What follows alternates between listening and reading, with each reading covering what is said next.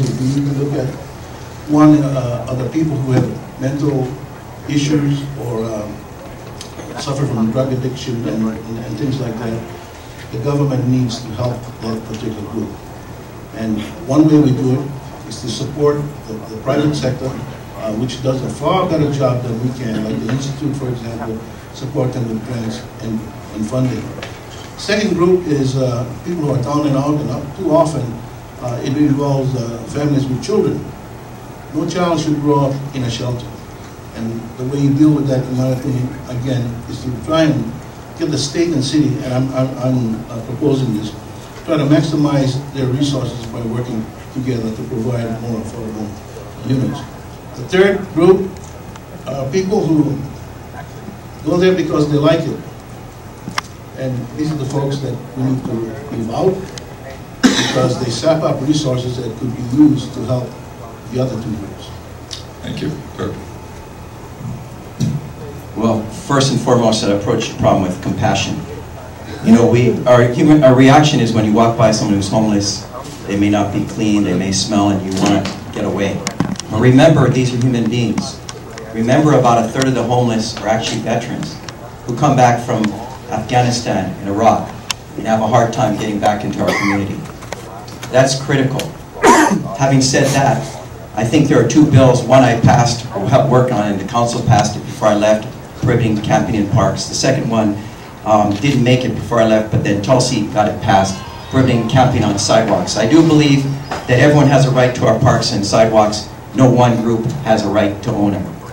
The providers told us that making it less convenient to be in public property is good because people are more likely to move into shelters. In shelters, they're safe. So part of it is enforcement with compassion, and then working with providers to make sure that the homeless are taken care of. I wish I had more time. I'm running out of time. I was going to talk about safe zones, housing first, where you have people with addictions and mental illness able to get the help they need. And then the bottom line, it's affordable housing, folks. That's the problem. We've got to build affordable housing. Ben is against the whole peeling Coal Ridge. I'm for it because it's about more supply in a house to bring down demand. I'm also for building more workforce housing in the urban core around transit stations where you won't need a car, because cars after houses are the most expensive things to own, as many of you know if you're students. Thank you. You actually had an extra minute, so I gave it to you. But we're not going to let people go over. We just had a mistaken sign here. Go ahead. Thank you. Okay, first of all, Kurt, don't rely on fabricated stories to criticize my views of the press. You know, I never got any reporter fired from PBN. Give me a break. PBN is a very conservative, oftentimes Republican organization, and do you think they bow to a Democratic governor to do something like that? You know, problem that I see with Kirk's proposals is that on the one hand he says he's for affordable housing, and on the other hand he doesn't mind the reclassification of prime ag land like we find at Ho'opili and Coal Ridge, wiping out about half of the 4,500 acres of prime ag land we have on this island for development. There are about 30,000 acres of ag land which is fallow because it doesn't have any water. You want to build homes? You can build homes there, not on sites where you have you know, the state's best farmland, and that's what's happening. Now, Craig, let's be a little more candid as to why you do this. Your law firm happens to represent big developers, and you never tell people that. I think it's important when you talk about being transparent that you disclose those things to the public. Thank you. The next question is, do you endorse using cameras at intersections to detect crime? We'll start with you, When I was in the House of Representatives, I did put in legislation for traffic enforcement through cameras. And I know it's a big issue regarding right to privacy. But when I lived in Washington, D.C., when my wife was chair of the FDIC, my wife Donna Tanoy is back there. She was America's Bank Commissioner, basically, under Clinton in the last 4 years. D.C. has photo enforcement. and it actually reduced the number of accidents and the running of traffic lights. And it worked very well. It helped the police, who really should be out catching the bad guys from having to deal with minor traffic infractions. And how it worked is that if you ran a light, a picture would be taken, and you'd get a ticket in the mail. So you tended to not run lights as much. And it really was a win-win in terms of allowing the police to do what they need, and yet helping enforce laws that we all break from time to time. So it is something I do support. Of course, in the council, this is a state issue, but it's something I did support, and I think we should. I would go and testify in favor if Speaker Emeritus Joe Suki were to put the bill in again. Thank you. Thank you. Ben? I support cameras at traffic lights, traffic intersections, perhaps for a different reason. Greg, you studied constitutional law at this law school. It's a pretty good law school. If you remember your con law, people who are photographed in public do not have a right to privacy. That's open. Okay, I see some law students nodding. Thank you very much. What I think is important about having these cameras at the intersection is to protect people from crime. That I think is really important. And so I would support it for that reason, but not for the reason that Kurt talks about. Because under our law, taking pictures or using a camera to photograph people and their activities out in the open is not a violation of the First Amendment. Sure. I think we'll agree to disagree on this, and I think it is constitutional. It exists throughout the United States, and it is enforceable. And by the way, I also do support cameras in places like Cohio to crack down on prostitution. That's legal too, and that's taking pictures. And you said that's okay, but it's not okay in the other. Both of them are taking pictures. Although I don't think this law school is an okay law school. I think it's an exceptional law school. I do want to point out one thing on important ag lands that Ben liked. How many of you watched the public TV debate the other night? Any of you watched that? Did you hear Ben? He doesn't want to do Ho'opili Coal Ridge, but outside the urban buffer, beyond Mililani, that's okay to put in houses. That's okay to put in houses. I'm saying inside the urban buffer under a general growth plan where it's designed where growth is to occur. I, for the first time, heard the governor say he's okay with developing important ag lands, A and B lands, outside the urban buffer, violating the general plan. Unacceptable to me, I wouldn't support it. Thank you. Ben, the next question goes first to you. What are your thoughts about illegal vacation rentals and surrounding enforcement problems? Okay, let me take 30 seconds to address what you said. Kurt, I didn't say that it's okay to develop outside the urban boundary. What I said is this. Instead of being stuck with the general plan, which is developed, by the way, by big landowners, and that's a fact, you should adhere to the state constitution, which declares that prime ag land is of the highest priority. And if I was on the Land Use Commission, which reclassified Ho'opili and Coal Ridge, I would look to that authority. The fact that you draw these boundaries, pretty much set by big landowners, should not hold any public official to doing it the way they want. You have a plan. The plan should not be followed at all costs. The state constitution says, and this is why I think those land use decisions may be reversed, that prime ag land in this state should be given the highest priority. And the last time I heard, the state constitution is a higher authority than the general plan. I asked you about vacation rentals. Okay. On vacation rentals, I think there's a place for it. You go to other states and you see that it works fairly well. On the other hand, the people there are very, very concerned. I'm talking about basically the people in Kailua, and traffic piles up, and things like that happen. I've said to the people in Kailua that I support bed and breakfast and those kind of things. But I also, as mayor, will enforce the law.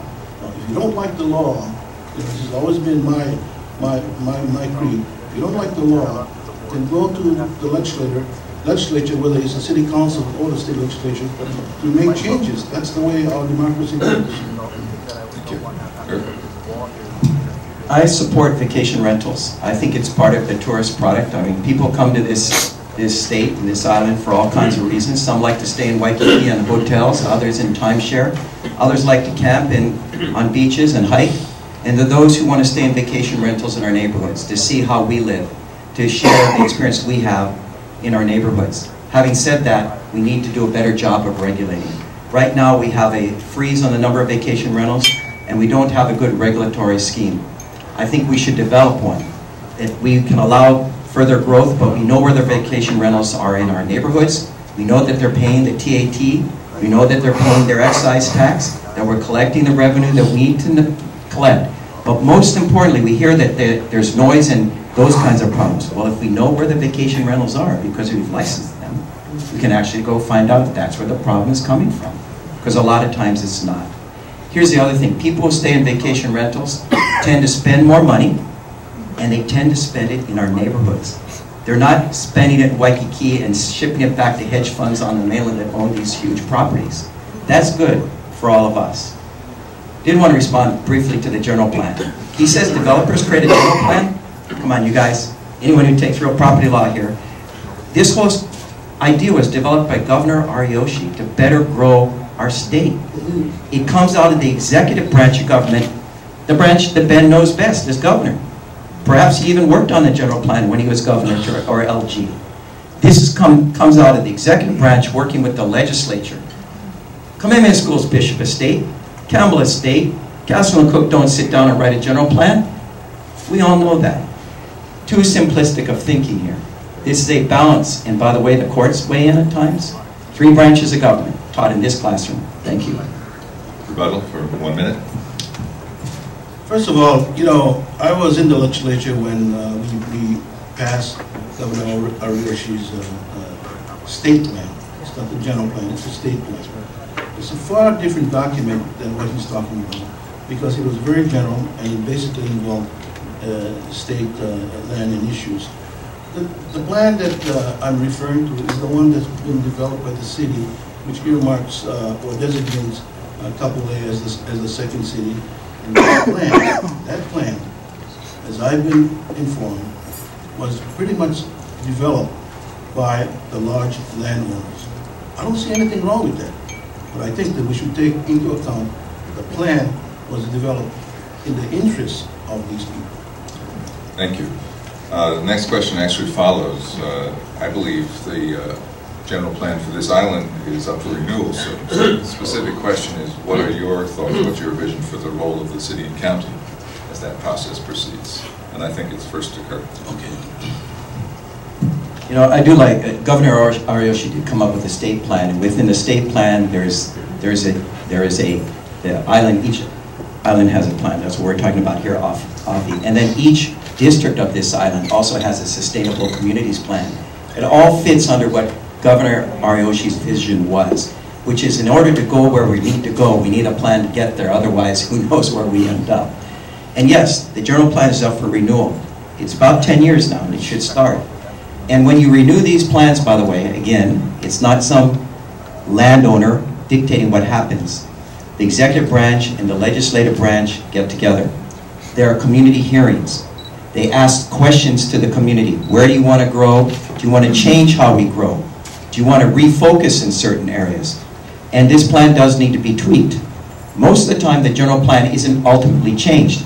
Under the general plan that we have today, 60% of all the people on this island are supposed to live out in the Ewa Plain by 2030. Now, when I first was going to law school here, or maybe before, they were talking about the second city being where? You guys remember? Anyone remember? Kailua. So Kailua was going to get all the growth, 60%. That's why there were freeways. They're even going to build a freeway through Manoa. So you have the Pali, the Like, H3 was all to serve. They decided to direct growth in another area. So the shift growth dramatically to somewhere else now is very hard once infrastructure is laid in place. But it does need to be reviewed. We need the public's input. And as mayor, I would work closely with the legislative branch, the city council, and the community to get feedback on how do we tweak it, how do we make it better, where do we adjust. Those are the important things that I would work on. Thank you. Thank you. Ben? I find Kurt's remarks interesting. You know, you have to wonder why Hope Hilly and Coal Ridge, prime ag land, was included in the urban boundary for that particular plan. If they were truly thinking about preserving prime ag land. That's the point I'm trying to make. The fact of the matter is that the big landowners, and this is their right, this is a democracy, they hire lobbyists, lawyers, whatever, and they come and lobby the city council, the mayor, and the state legislature, maybe at times even the government. That's the kind of influence that has been made a major impact on the plans in the city. Thank you. Second city, Kapolei. I think the governor had something to do with this, both at the legislature and in the executive branch. But here's the point. In 1994, they were still growing sugarcane in Kapolei. Some of the most productive, fertile ag land in the state. Why? It's flat, it's an alluvial plain with a lot of silt and soil that came down through centuries. Sunny all the time. You add water, you get, bam, the best cane production, the highest sugar content anywhere in the state. It's 94, they stopped growing cane, they started building the second city. Because that's where the growth is supposed to happen. It needs to happen somewhere. Outside of that boundary, Mililani going to Haleiwa, if we don't change how we grow, there will be pressure to go out there. Ben wants to go out there. He wants to preserve Hope Hilly and Coal Ridge, but he wants to develop on the other side. I say stay inside the boundary. And yes, we will build on some of our ag lands. That's the nature of our community. People move here, they need to live somewhere. When I was a kid in Waipahu, from Waipahu to Kalihi was sugar. Nothing but sugar. Thank you. Thank you. Next question I've been anxious to ask. Many people believe that businesses, unions, and wealthy individuals would not make large campaign contributions unless they believe they would improve their access to a candidate if that candidate is elected. Any thoughts about what to do about the appearance, at least, of quid pro quo in campaign finance? Well, when I was governor, I signed into law a campaign spending reform bill. I believe that transparency is, of course, the best deterrent to pay to play or anything like that. And I will continue to do that. What happens sometimes is that the culture of any administration is set by the leadership. And if you folks go back and review the record of my administration, you find that it is one of the few, if not the only one, that is pretty much free of scandals of any kind.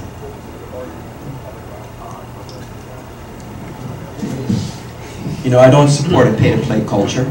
Never have, never will.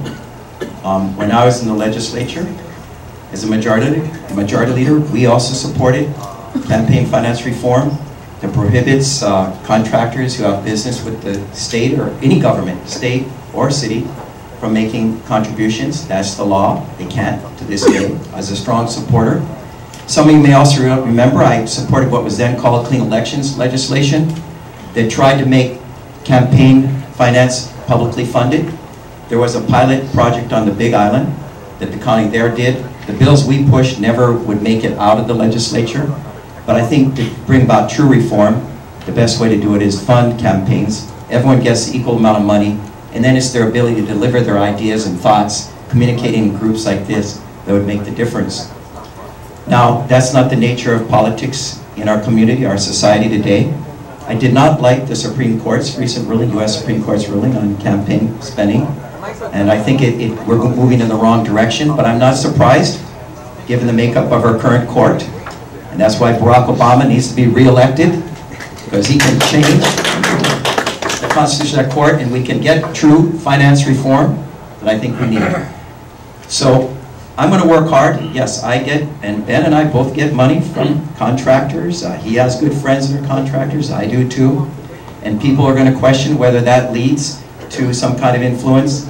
But I think really at the end of the day, we're both working hard. To be fair, it's a small community. We all know each other. And we're going to get support from many, many different sectors of this community. Thanks. Ben?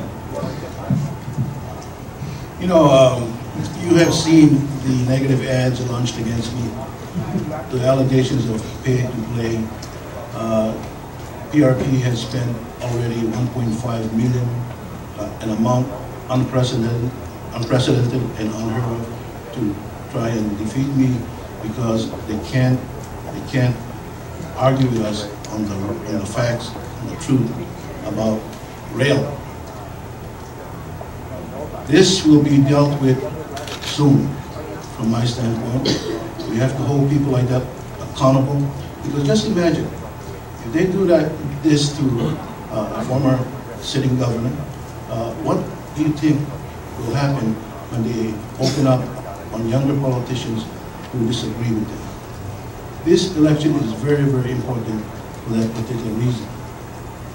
Shots in this state have been called by a small group of people.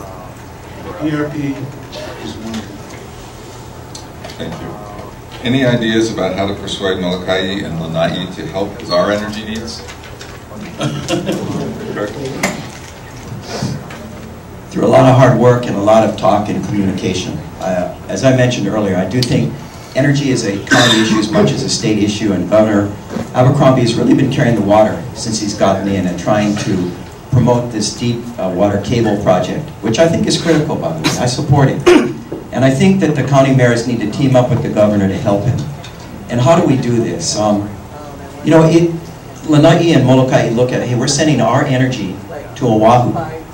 And, you know, the windmills are not the most beautiful thing, although I'd much rather have windmills and more coal and oil being burned in our state. And I like being independent of fossil fuels. And so there has to be some balance. So I think it's sitting down with the mayors, me as mayor, sitting down with the county mayors, particularly in this case, Alan Arakawa, and saying, how can we help you? How can Oahu help you? You know, can we maybe help you with a community benefits package? You're helping us free ourselves from fossil fuels. Perhaps we could work with you in return of benefits on your island, and particularly Molokai and Lanai, to live better. And I think it's sitting down with the Native Hawaiian community in particular on those islands, asking them, is there a way that we can do this? Because in the end of the day, we all help each other. We know that the tax base of this island pays for improvements on each of the neighbor islands. None of the tax base of Molokai or Lanai can pay for all their infrastructure, their small boat harbors, their airports, their highways and roads. Your folks' tax dollars here do exactly that, and we should. We're one state, one group of islands, smack dab in the middle of the Pacific. We've got to remember we have to help each other. But it does mean sharing money and resources back and forth. And it's not about us versus them. Very dangerous to think that way. Thanks. Thank you. Ben? Well, I don't disagree with anything that Kirk said as far as the approach to trying to persuade the residents of Molokai and Lanai about these projects. But I think that what's important, besides talking to the mayor, is to talk and discuss with the people who live there, whose lives may be affected by whatever is built there. You know, if you go to Molokai, you go to Lanai, it's pretty much a different world. It reminds me of what Oahu was like maybe when I was growing up here as a kid. And we should respect people who continue to feel like that about Molokai and Lanai. Persuade them through input, information if you can, and if you can't, then honor their wishes. Kirk, any follow-up? I think key to this, by the way, and you hear Ben and I both agree on this, we agree on something, that it's communicating with the people of those islands. But I think at the very heart, the very core of this is sitting down with the Native Hawaiian practitioners and others. I think we start there, that's the heart, that's the center, and through procedure, process, and protocols, that I hope that we'd get to a place where we could find this balance and this sharing. And if we can, we succeed. If we can, then we are on our own. Each of our islands, you know, look at energy in different ways. But I think it's about trying to find those bridges. Thanks. Thank you. I guess down-to-earth question, what will you do to take care of potholes more effectively and also sewer treatment problems? My turn? Okay. First of all, you know, the city has a hotline which people can call if they have a pothole or they see a pothole of some kind. Our roads are ranked the 3rd worst in the nation. A friend of mine who is from Sri Lanka shared with my wife and I that on a recent visit there, she noticed that the roads there were better than the roads here. Fixing potholes is not the answer. It's a short-term band-aid approach. You need to repave the roads, and that means investing more money. Because when you fix a pothole, what happens when it rains is that the water gets into the hole and begins to erode the road base. And then you have a problem that may be more serious than just the pothole itself. The city has pretty much relied on the pothole strategy. I would be different. The cost of improving and repaving our roads, we estimate at $1.6 billion. We have to find that money somewhere. I have some ideas of where we can get it, you know, and but just fixing potholes is not the answer. It's a band-aid approach, and it's the wrong approach. I'm going to talk about what I did when I was at the city. For 22 months, I was either the managing director or acting mayor, not a very long time. But the one thing I found out when I was there is we had about $155 million worth of road repaving projects that weren't out the door. So we formed a working group. We got together once a week, and over that period of time, we got $155 million of road work out the door. Not filling potholes, repaving roads. They got repaved in Manoa. You guys live in Manoa. They got paid and repaved in Aiea.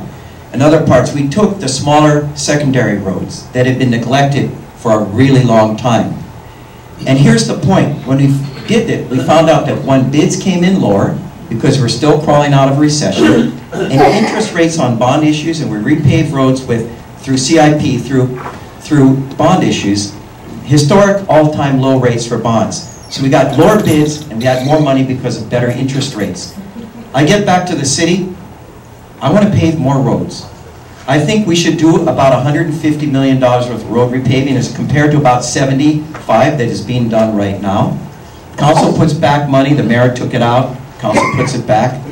But to really ramp it up and get ahead of the curve here, we have about 3,400 miles of roads on this island. The state owns about 2,500. We have more. If we get ahead of the curve, we can catch up. And then it's about better maintenance. That means things like slurry seal, where in a road, once you repave it, in about 5 years, it starts getting cracks in it. If you don't do anything, then the potholes start to form because water gets in it. But if you do slurry seal, it's a mixture of tar and sand. It's almost like a paint. It fills the cracks, and it gives about another 4 to 5 years of life to the road, meaning we don't have to spend as much money. So that's the second phase I would do. Thanks. Thank you. Ben? Well, it's a mystery how many miles of roads that you actually repave, Kirk, because we can't find it in the appropriations.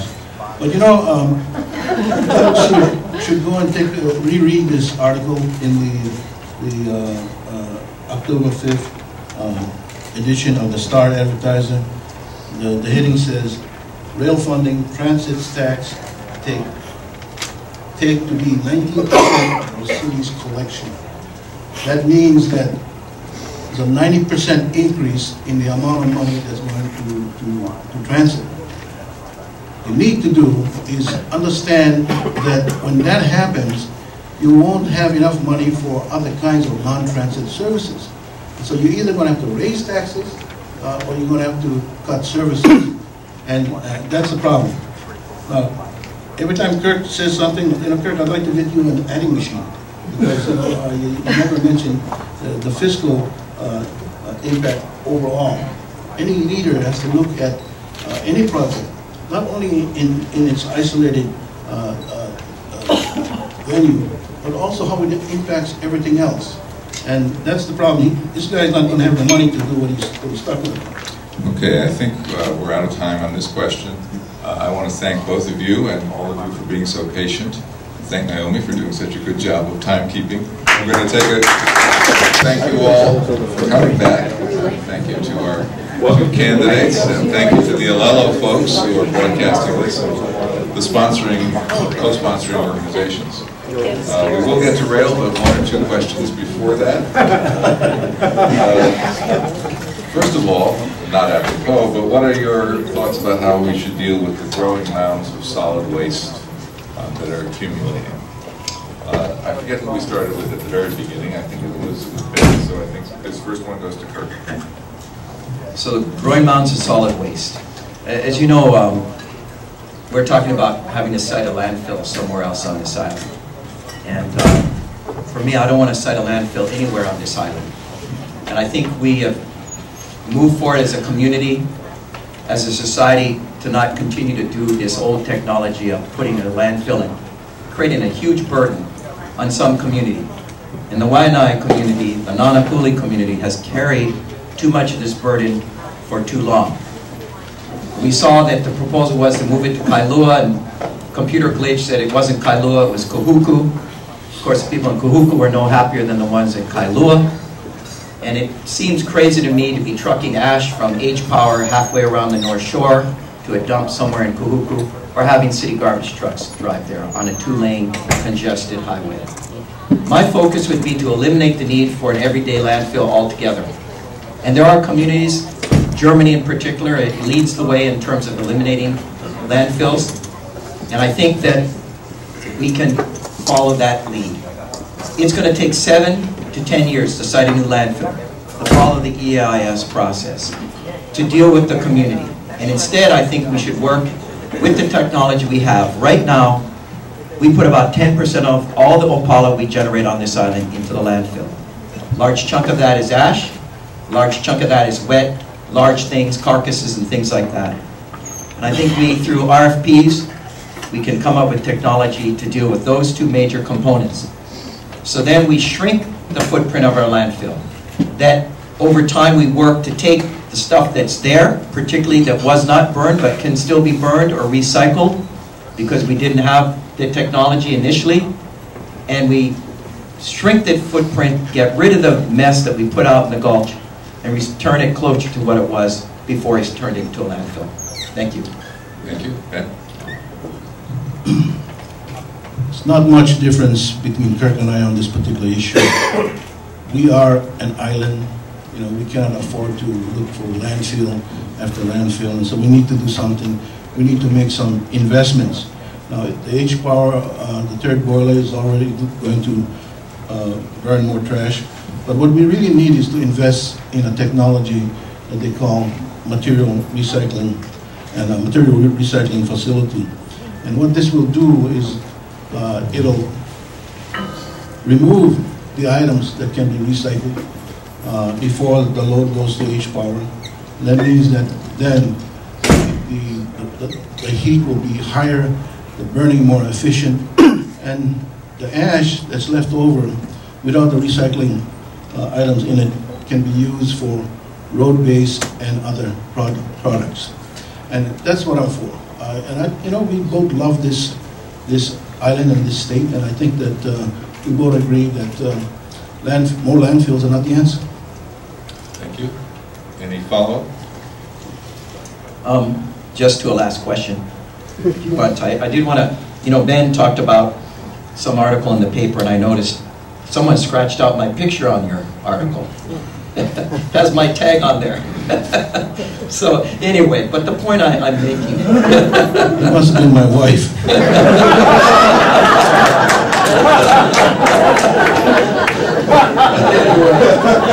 Sorry, man, that's okay. I thought it was a pretty darn good picture of me, but anyway.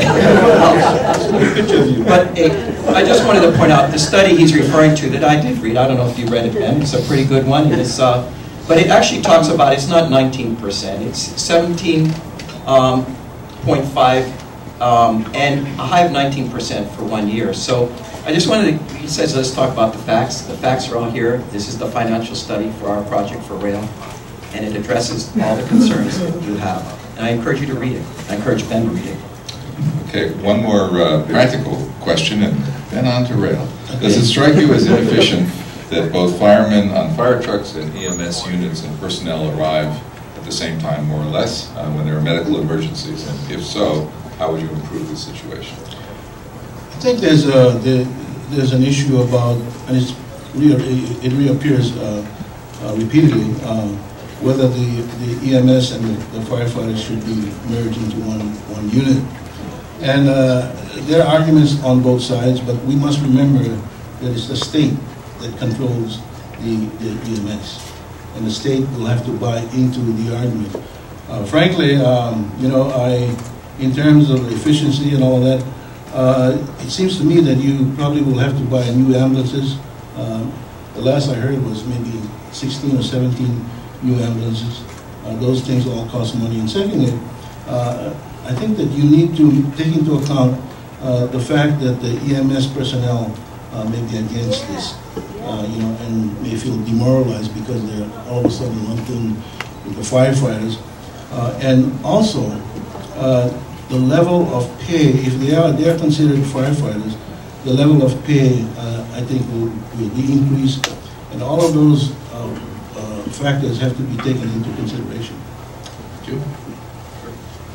I am a strong supporter of merging EMS with the fire department, and this is not something new that I just thought of.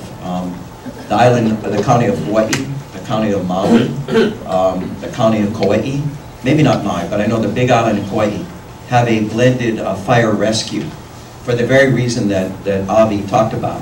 It's about saving costs, one, by combining these two life-saving units. But the more important one, it's really about saving lives. And if we can get more ambulances into our neighborhoods where fire stations are, where they can get to our homes more quickly to stabilize people when they need critical health services, there's a better chance of a full recovery. We all know that. And so that's what merging of the departments are about. The state of Hawaii does fund the EMS. They give the money to the county of Hawaii. They give the money to the island of Kauai with a merged system. 73% of fire departments in this United States are blended EMS fire. We need to do this because the money part is you have a combined purchasing ability then. You have a combined 911 number. You don't duplicate two call centers. And this is really good. But here's the bottom line point. You know, one thing, none of us talk much about our problems in life-saving, do we? Or in crime. And that's because our firefighters, our EMS, paramedic personnel, and our men and women in blue are doing a really good job of protecting and saving us.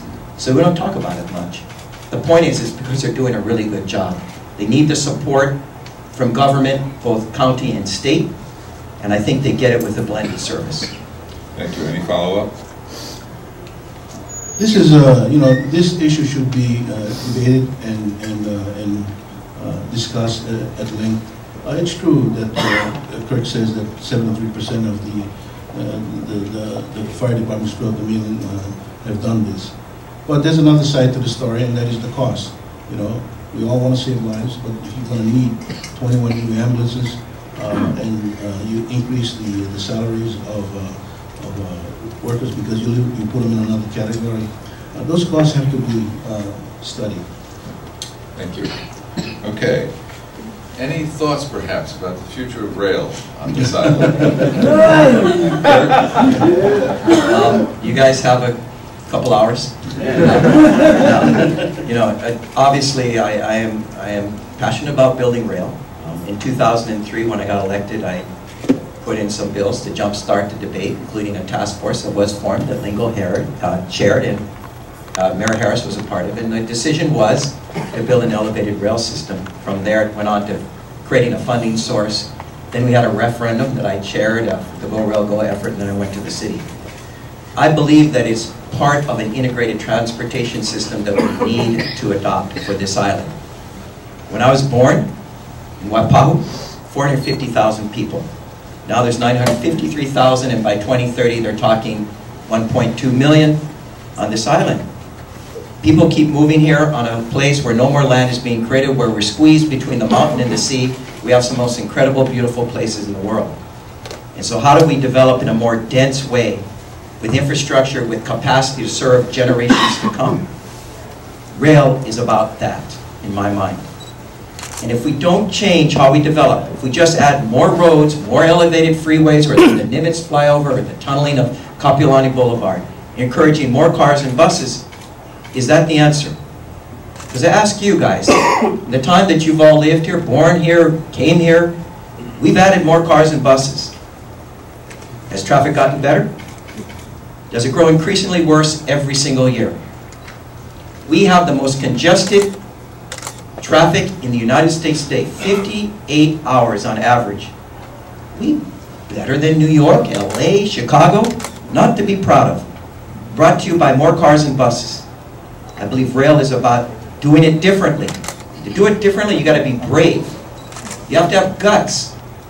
And yes, it's a different way of thinking and living, but it works throughout the United States and throughout the world. We have the population in an urban core to handle the system we're building for it. And I hope that you support it. Thanks. Thank you. Ben, any thoughts? I have a lot of thoughts. I do not support this rail project. When you have the time, go outside and take a look at the renderings that have been placed by my table. And I think that'll speak volumes to the issue of whether rail is going to change the character and the beauty of our system. I believe, our city, I believe that it will.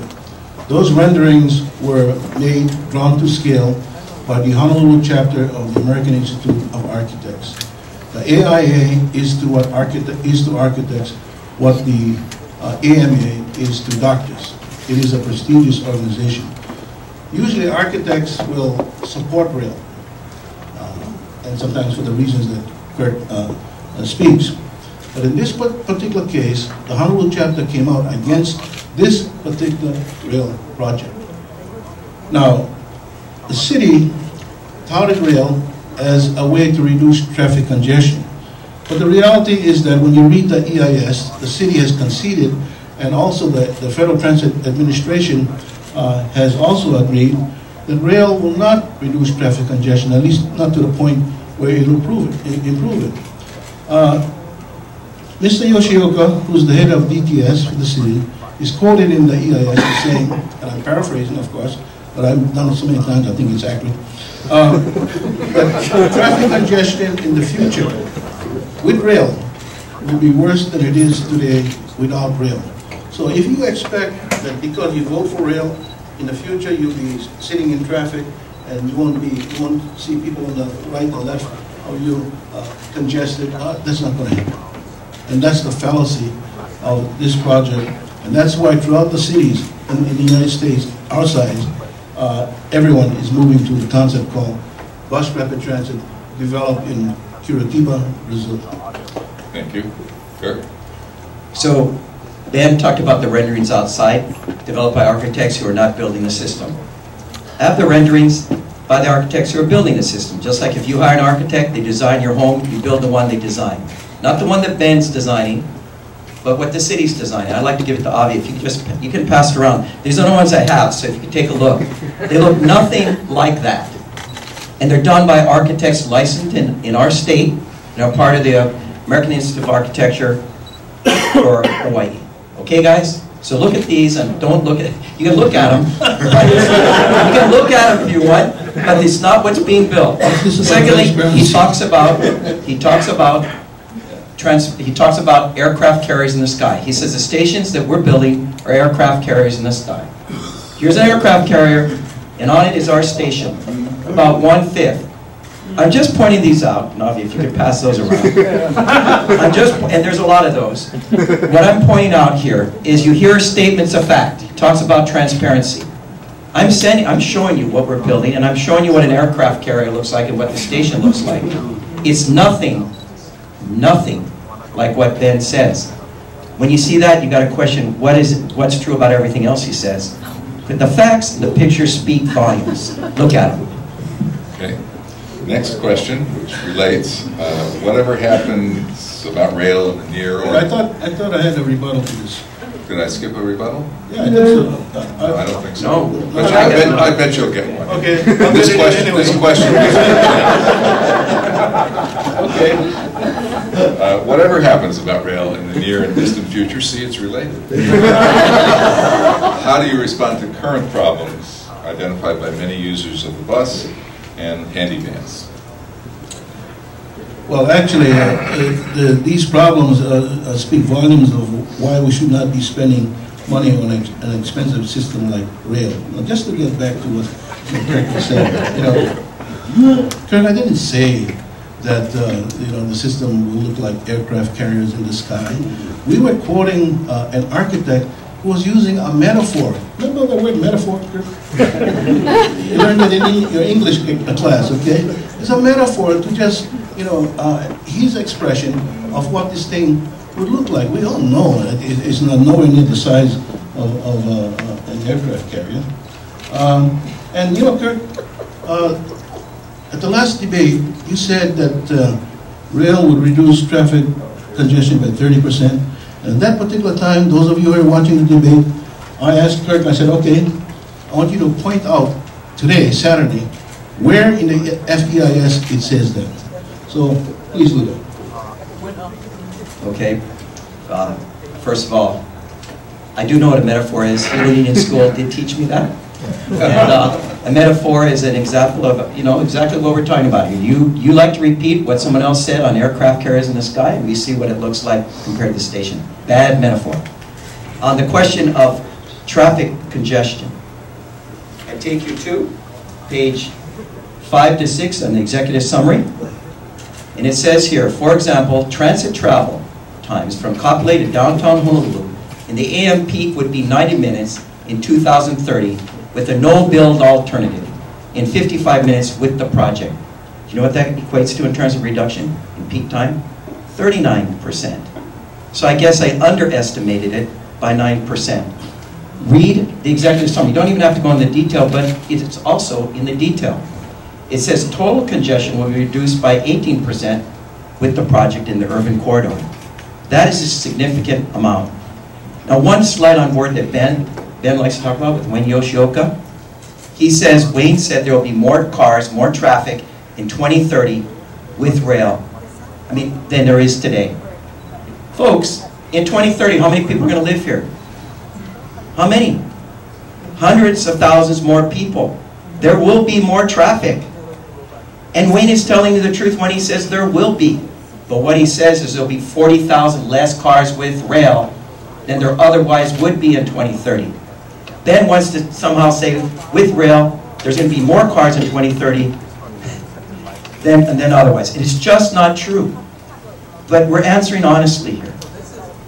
There will be more cars because there will be more people. But 40,000 less than there would otherwise be here in 2030. And that's a good thing. Ben, your chance for follow-up. Kirk, we're not proposing, you're comparing apples and oranges. We're not proposing a no-bill system. Let's not set up any kind of, absurd comparison. Now, you said that it'll remove 40,000 cars, but, the engineers don't talk like that. They talk about trips, 40,000 car trips. And what is a car trip? You get in your car, you leave this place, okay, that's one trip. You go to the market, that's another trip. You go home, that's the third trip. Okay, that's what they're talking about. You know how many trips there will be in 2030? 3 million something. So 40,000 auto trips are minuscule, and it comes out to maybe 1%. Okay, do you have any ideas about how to make our parks more attractive, safe, and keep them open longer, and to make the public restrooms cleaner and maintain them better? I think this is an ongoing problem for any mayor, and anyone who says I will solve the problem isn't telling the truth. But I like to point to an example, because I do believe it's actions more than words that count. And when I was at the city, when I became acting mayor, within days of becoming acting mayor, There were press reports, all three stations covered the horrible conditions of Panama Bay, and that's a city park. I didn't sit there and say that was Mufi's fault, or Harris's fault, or someone else's fault. I said that is a problem that occurs on my watch, and I ran out, and I addressed it. We fixed the problems that occurred, but the next question is, well, how did we get to that place in the first place? And it's a lack of proper maintenance, hands-on. So we came up with an idea of how do we put in an infrastructure such that when things are broken, they get reported, and then they get repaired within a week. And if they don't get repaired within a week, there's an explanation as to why. Maybe you have to bring in a computer part because there's a lot of touchscreen TVs out there. The point I'm making is just like in our own homes. If we set up a system for making sure that we take better care of our parks, and then lead from the top as a mayor. I met recently with Mayor Harris. You know what he told me? He was in parks every week.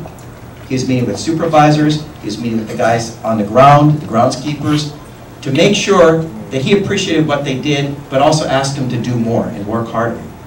I think if we do this, we will have better parks.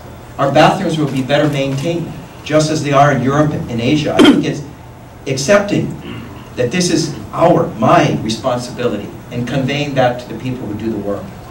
And we can do better. I think you can see change happen fairly quickly as a result. Thank you. Well, you know, when I talk to city employees, oftentimes they tell me, well, you know, we're understaffed, or we don't have the resources. And that's what it basically amounts to. City employees will work hard if they're provided with the proper leadership. And, you know, Kurt, one of the big problems in carrying out your plans to fix the parks is the increase, the 90% increase in the general fund going to from 10% to 19%. That means less money for the parks, less money for everything else. Oh. You know, when I was at the city, and this is still true, Peter Carlisle has done a great job. We actually balance our budget. We have a AA bond rating when many municipalities around this country are struggling. And when I left, there was a $100 million surplus for the next mayor.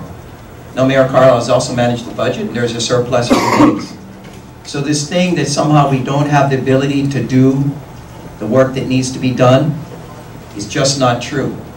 And I'm not running to talk about how we can't do stuff or what the problems are. I'm talking about doing things, making things better, fixing things. That's why I'm in this race. That's why I want to be a public servant, and I think that's the true nature of public service. And we can do better. Simple things that don't cost a lot of money. But it means taking responsibility, leading from the top, working with everyone in the administration to make our parks better. And we can. What are your thoughts about how we should be responding now, right now, to the rising sea level problem, which certainly threatens our beautiful island? Well, my thoughts is that we should study the matter. We have right now, you know, laid out the different tsunami zones and all that, so we're aware, if it happens, where the water levels will rise to. This will require, I think, some forward and long-range planning. Unfortunately, there are a lot of people who don't believe that this is going to happen. I believe it will happen, and if I get into office, I will do something about it. Well, I actually had a hand in doing something about it. When I was in the House of Representatives as the majority leader, I teamed up with Gary Hoosier, who was the majority leader in the Senate. We passed the second comprehensive greenhouse gases global warming bill after California. We actually got it through the legislature. It became law without Governor Lingo's signature, but she didn't veto it. Unfortunately, she didn't appoint the task force to get going on how we're going to do our part. Now, someone could say, why do we care about reducing our greenhouse gases in this state, on this island, when our trades blow it all somewhere else? But just like anything else in life, we take our individual action, our individual responsibility, whether it be recycling or reducing the amount of garbage that we generate in our homes. And we as a county and we as a state need to step up and do it better to help reduce the amount of greenhouse gases that go into our environment. That we're going to do. And I'm hoping, I know that Governor Abercrombie is passionate about this, we'll appoint the task force and move forward. I understand he is. So what do we do on a county level? It is partly a zoning and permitting issue because we need to look as our seas do rise, where do we allow new development? And it should not occur within areas where there's going to be more flooding. Now, if you look at the maps for global warming, Waikiki is going to be underwater someday, unless something changes. Parts of Kailua are going to be underwater. Parts of downtown Honolulu are going to be underwater. And so what do we do about that? I don't have an answer about moving our capital or moving Waikiki. But I think we need to start addressing it in new development. The other thing we've got to be careful about, I think, is, and this is a city issue, is seawalls and blocking the wash of the waves. I think if we're going to keep our beaches as sea level rises, then we got to remove walls. Allow the vegetation to handle the sand moving back and forth. If we do that, I think we can preserve our vanishing beaches in a lot better way. Ben. First, let me say, Kirk, that I'm glad that you are now praising Peter Colorado. During the primary debates, I remember you attacking him quite, energetically, and I remember you accusing Peter of having taken the rail project back to the 50-yard line after you got it to the 1-yard line, and I guess your attitude right now is that, Peter, you did a good job. That's fine. Okay. Now, by the way, on this particular issue, you think the rail system will be covered with water as it rises? I mean, it's built right next to the waterfront, all along Kamehameha Highway and places like that. Thank you. Okay. We may improvise and have a couple of minutes for final statements. That would be a good idea. But let's go on to some of these questions. Some of our neighbor islands are calling for the repeal of the PLDC. I wonder what your views are on that question. 2 points I just want to be clarified, because Ben was kind of saying, something about my character. I'll give credit where credit is due. And, Peter Carlisle on rail, I was disappointed. But it doesn't mean I'm disappointed with everything he did. And with me, as a person, as an individual, as a person who's running for mayor, I'm going to give credit where credit is due. And I've said positive things about Ben, and I've said negative things about Ben. It's not all one way or the other way. Secondly, rising sea levels, the rail project, the rail is above grade. Ben wants it at grade. It'll be underwater for sure. Mine is 30 feet up. I tell you, if the sea level goes to 30 feet, Avi, we're going to have beachfront property in Manoa. But anyway, PLDC, I'm troubled by it. And as a guy who wants to be the mayor, I'm really troubled by it because the county's cut out of the whole process. Here we have planning and permitting, zoning on a county level, and they're taken out of the decision-making process. I think that's really not very good. There is a reason why the counties are involved, and I think they need to be involved. There needs to be a voice here. I think it can be addressed. I don't think Neil's idea is totally out the window, but either the law needs to be amended, or rules have to be written to give a little bit more balance and let the county have a voice, along with some of the other organizations who are deeply troubled by this law. Thanks.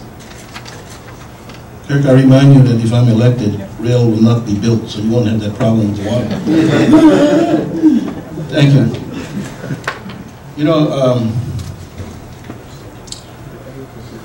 I understand what the governor is trying to do.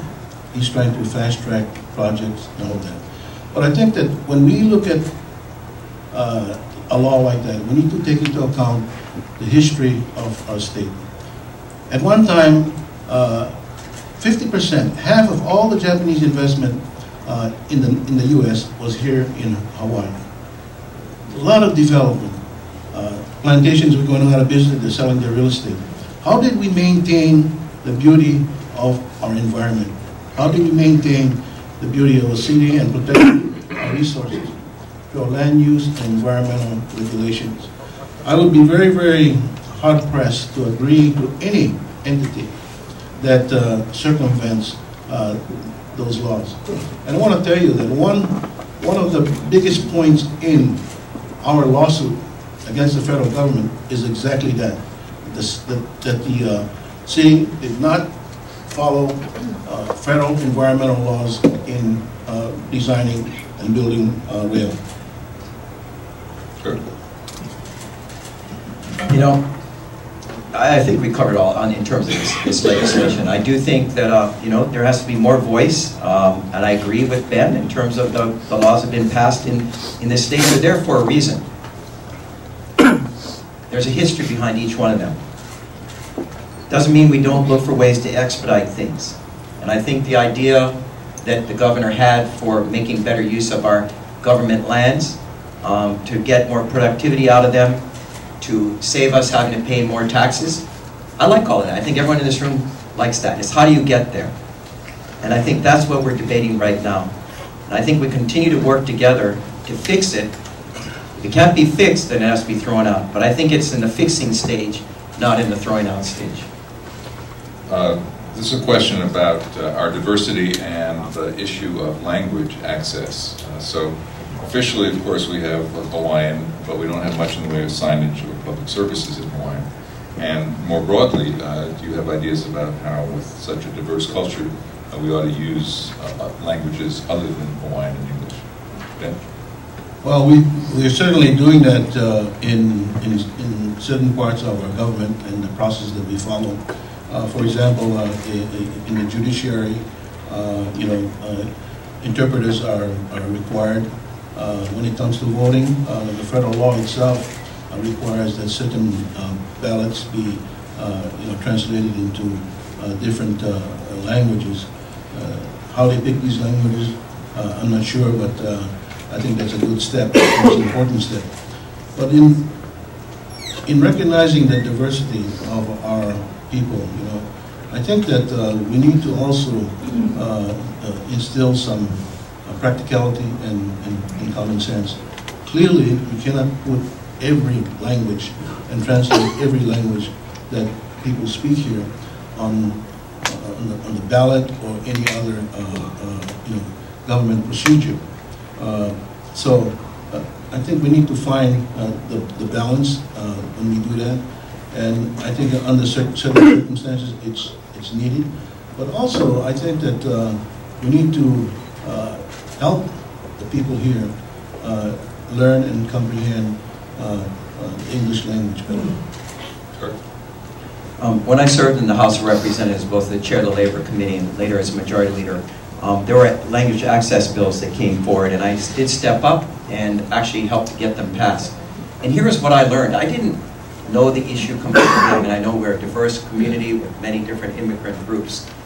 But what really made me take a hold of this and really work hard to help pass it was the stories that I heard, particularly in the judiciary system. A lot of women go through domestic violence.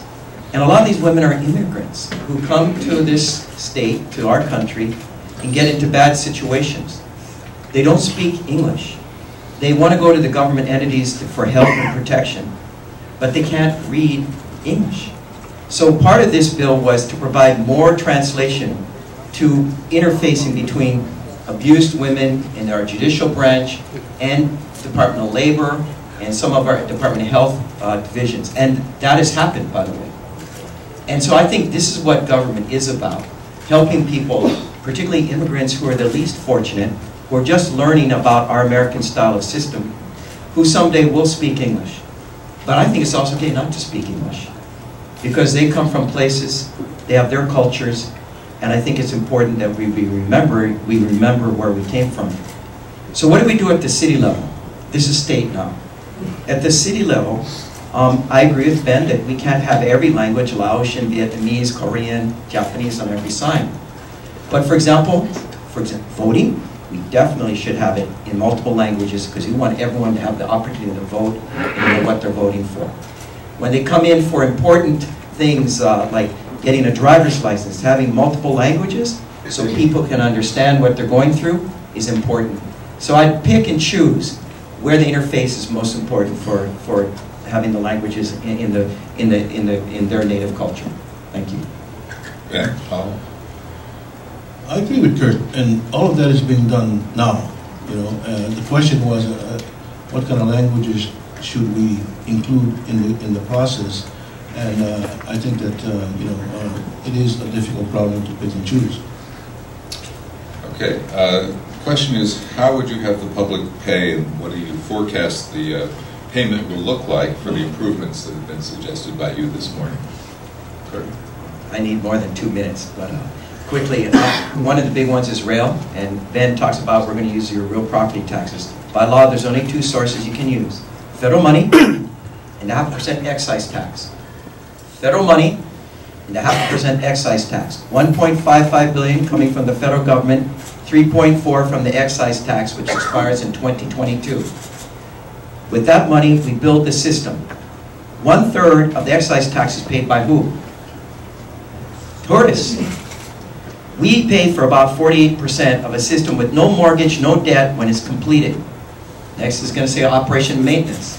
Under Ben's all-bus system, you're going to spend more with buses than a bus rail because there's many more bus drivers than you need for rail. Rail is driverless. 80 cars driven on a system by a computer. Sewer, we're building a massive sewer infrastructure project, and it's spread out between now and 2035. It comes from a sewer fee. Federal law requires that we have a sewer fee. When you do, you actually get federal money along with what we pay into the system. Now we need to rebuild it. The no build is not acceptable. We need to build the capacity, and we need to address the forced main breaks that occur all over. Our water system is being rebuilt. Bonds have been issued. They were refinanced recently because of lower interest rates. These are 3 big projects I talk about a lot. I believe we can afford to do all 3. We need to do all 3. And yes, there is some increase in fees for sewer and water, but we need to do it. To do nothing is not acceptable. Thanks. Thank you, Ben.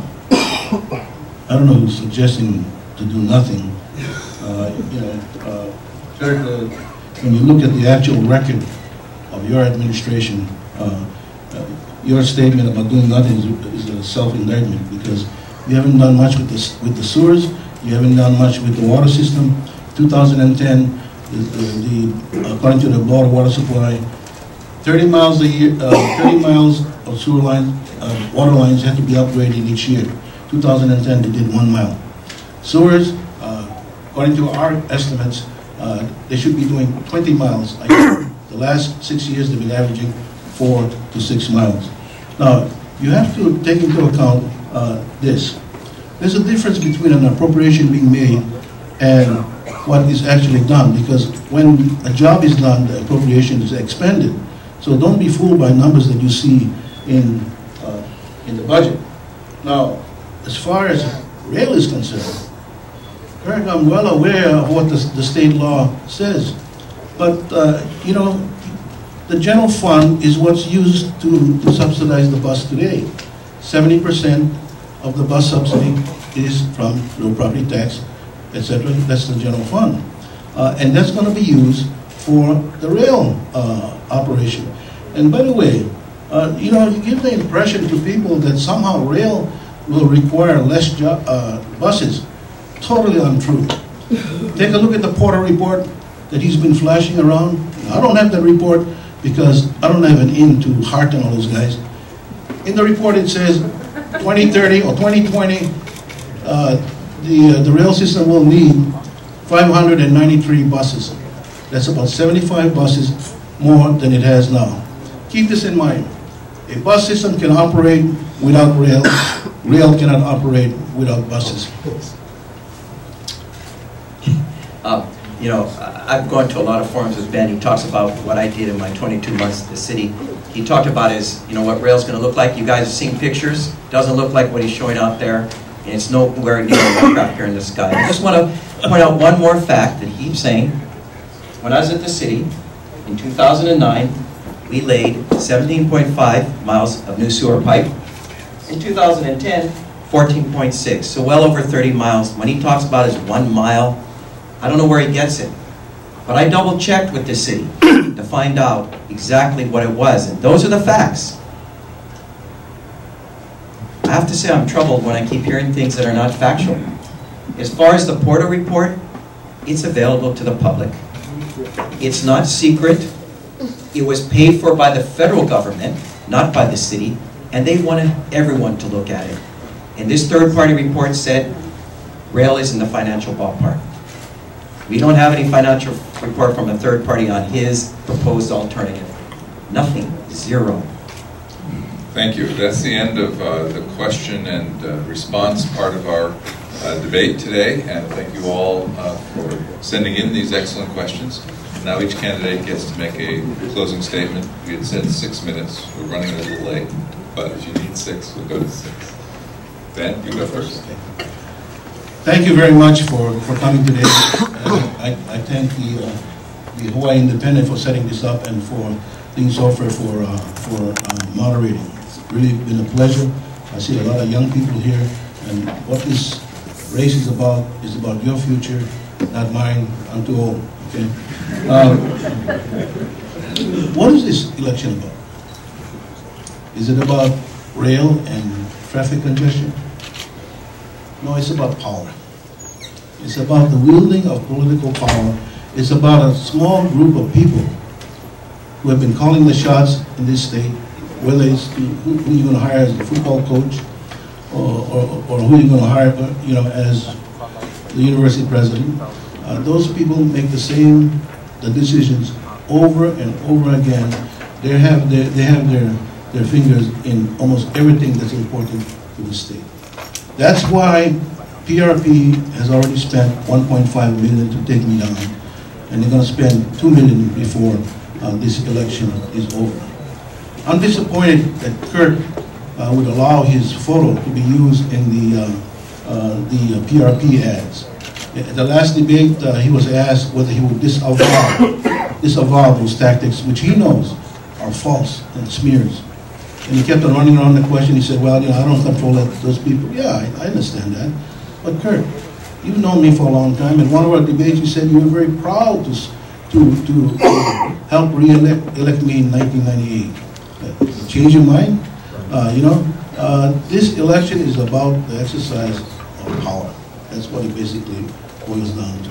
All of the other issues are important, but not as important as people, you, the public, once again, taking hold of the decisions which will affect not only your lives, but your children and grandchildren. Thank you. Thank you. I want to thank all of you for attending today. I know it's a Saturday. You guys could be off surfing, doing your laundry, yard work, spending time with your loved ones, and you're here. And I want to thank you. That means something. I think it's critical. I have to tell you a story, because Ben has now made this campaign about power. Earlier, he's running to kill rail. Yesterday, we were at a forum in Waikiki, tourism and lodging. I was standing up just like this. Ben was sitting here. His phone rang, his iPhone. I just got an iPhone. But it was amazing. It's kind of big, and I could look down, and it said, Gov Abercrombie. I said, Ben, Gov Abercrombie's calling. You better take it. And he goes, yeah, the governor's calling. And he happened to be his wife. He didn't take the call. Well, I said Gov Abercrombie. He was the wife. The point I'm making, that when we talk about power, next to me, to my left, is a former governor, former lieutenant governor, former head of many committees in the House and Senate, getting a call from the governor's wife, or the governor. He says he talks to the governor all the time. The governor is one of the most powerful people in our state. Would most of you agree? The governor was involved in this most recent thing at the UH. Most of it would agree. It's written about in the paper. So to somehow pretend that Ben is fighting power when his best friend is the very center of power. Now he's partly upset because I've gotten support of unions and I've gotten support of business groups. The same unions and business groups he got support of when he ran for governor. The same unions and business groups that he asked for when he ran for mayor this time. But he didn't get them. So now he's against them. But think about this. When you talk about unions, when you talk about business, when we talk about business associations, what are we really talking about?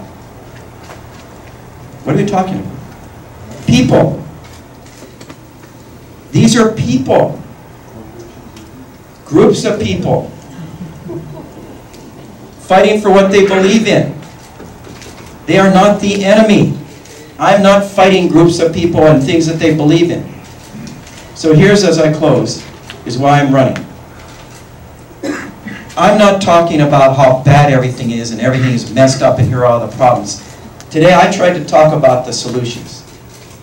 Because I want to make life better on this island.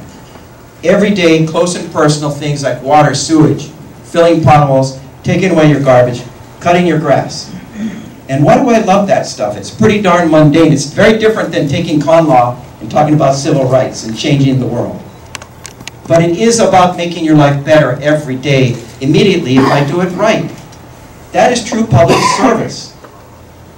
I want to do that kind of service. I'm passionate about that nitty-gritty stuff. My wife, who was here earlier, says I'm sick because I like it.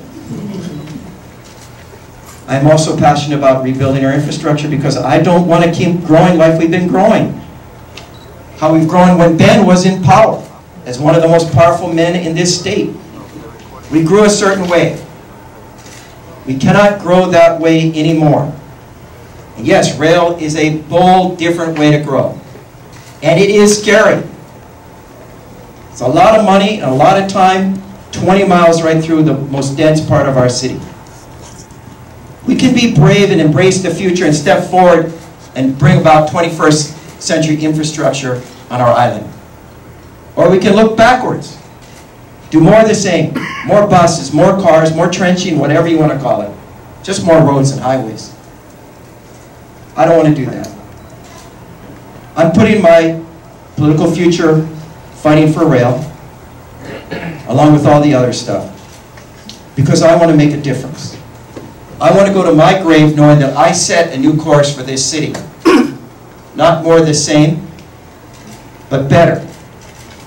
And I'd like you to join with me, to walk with me, to weigh in when you think I'm wrong. I'm going to listen. I'm not going to fight you. I'm going to listen. Doesn't mean we'll always agree and go forward, but I'm going to listen, and I can promise you it's going to factor into how I go forward. So I want to thank you today. You guys have been a great audience listening to the two of us. I do wish Ben would agree to debate on Channel 2 and Channel 9 because I think this stuff is good for democracy. Unfortunately, we won't have that opportunity. But we had the opportunity today, and you've been a great audience. Look forward to seeing you all around the town.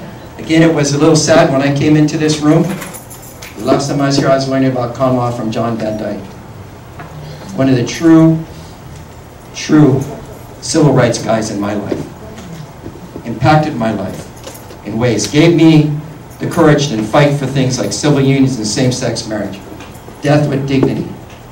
Equality, gender equality, and pay for women. I learned that all here in this room. And so it's nice to be back here today. Love you guys. See you around town. Thank you. Thank